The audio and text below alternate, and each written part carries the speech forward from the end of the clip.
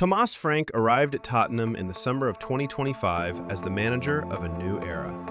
The man who built a smart, disciplined Brentford side was seen as the perfect candidate for a club that has spent years trying to re-establish itself among England's elite.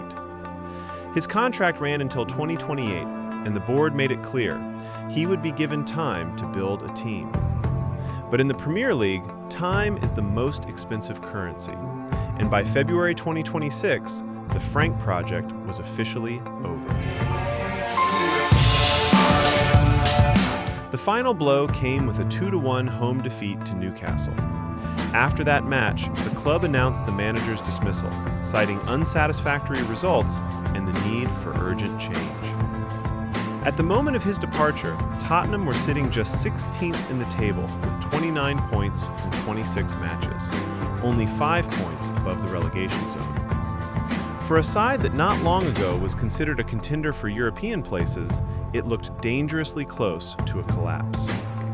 What made it even more alarming was the trend. Spurs had gone 8 league matches without a win, a run that ultimately cost Frank his job. By average points per game, the Dane became Tottenham's worst manager in the modern statistical era, 29 points from 26 fixtures. And this was supposed to be a season of ambition. Paradoxically, things looked far more encouraging in Europe. Spurs finished 4th in the overall Champions League phase and advanced directly to the round of 16. So on paper, Tottenham remained part of Europe's elite competition, while simultaneously flirting with a relegation battle at home. So what exactly went wrong? One major factor was a squad crisis.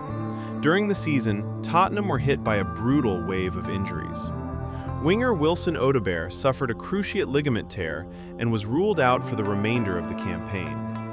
Richarlison, James Maddison, Rodrigo Bentancur, and Lucas Bergvall also spent significant time on the sidelines. Frank was effectively forced to reshuffle his starting 11 almost every single week. Club captain Christian Romero publicly criticized the lack of squad depth, a rare moment when a dressing room leader openly hints at structural problems within the club. But injuries were only part of the story. According to English media reports, some players grew frustrated with the manager's approach. Frank reportedly referenced Arsenal too often during team meetings, and the constant comparisons began to wear thin inside the dressing room. When a manager talks about a direct rival more than his own side, it is almost always a warning sign.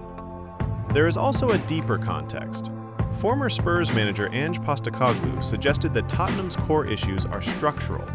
In his view, the club cannot yet be considered truly big due to cautious transfer spending, relatively controlled wages, and a reluctance to take major financial risks. He also pointed to chronic instability, frequent managerial changes, and ongoing difficulties in securing elite signings. Which raises a fair question. Was Thomas Frank really the main problem? Or was he simply the latest manager overwhelmed by the system? Interestingly, not long before his dismissal, Frank insisted he was 1,000% confident he would keep his job. In the Premier League, statements like that often sound like the calm before the storm. Now, Tottenham once again find themselves at a crossroads. The team is enduring a turbulent season and preparing for a difficult clash with league leaders Arsenal.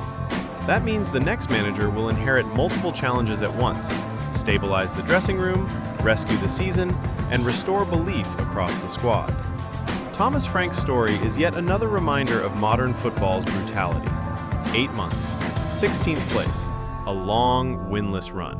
Project closed. Yet Mikel Arteta described the sacking as very sad news, stressing that Frank is an excellent coach who has already proven his level in this league. And perhaps, in a different environment, one with greater structural stability, he will return and remind everyone why he was once considered one of the most intriguing managers of his generation. As for Tottenham, the biggest question remains unchanged. How many more managers will come and go before this club finally stops starting over?